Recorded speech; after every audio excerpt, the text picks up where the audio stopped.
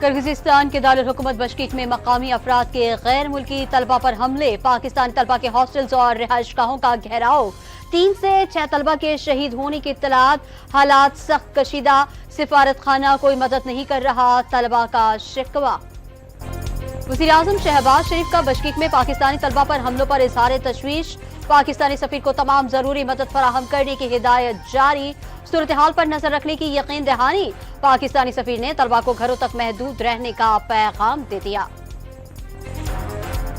مشیر اطلاعات Khyber Pakhtunkhwa barrister safe کا کرغزستان میں پاکستانی طلبہ پر حملوں پر تشویش کا اظہار، طلبہ کی حفاظت کے لیے فوری اقدامات کا مطالبہ، پاکستانی طلبہ اور طالبات خطرے میں ہیں، وزیر اعظم اور نائب وزیر اعظم کہاں ہیں؟ جماعت اسلامی کے سابق سینیٹر مشتاق احمد کا سوال۔ بانی پی ٹی آئی کا ملکی حالات پر آرمی چیف کو خط لکھنے کا فیصلہ، وکلا کو خط کے متن کا تیاری کی ہدایت، سپہ سالار کو بتائیں گے آزاد کشمیر میں کیا ہو رہا ہے، الیکشن میں فارم 47 کا فائدہ اٹھایا گیا، اڈیالہ جیل میں میڈیا سے بات چیت۔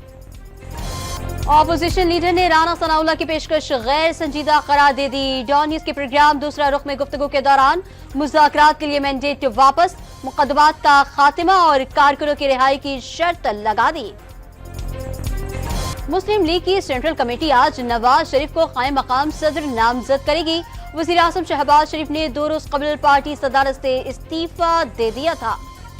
دبئی لیکس کی تحقیقات F I A, F B R اور نیب سے کرانے کے لیے درخواست دائر، لاہور ہائی کورٹ سے درخواست میں غیر قانونی جائیداد ثابت ہونے پر مالکان کے خلاف کارروائی کے حکم کی استدعا۔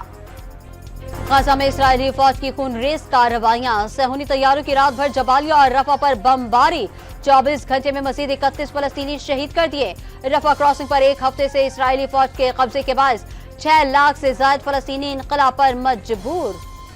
اسرائیل کا عالمی عدالت انصاف سے رفح میں اسرائیلی جارحیت روکنے کی درخواست رد کرنے کا مطالبہ، درخواست اسرائیل پر جینوسائیڈ کنونشن کی خلاف ورزی کا الزام عائد کرتی ہے جو حقائق اور حالات کے بالکل منافی ہے، اسرائیل کے وزیر انصاف کے دلائل۔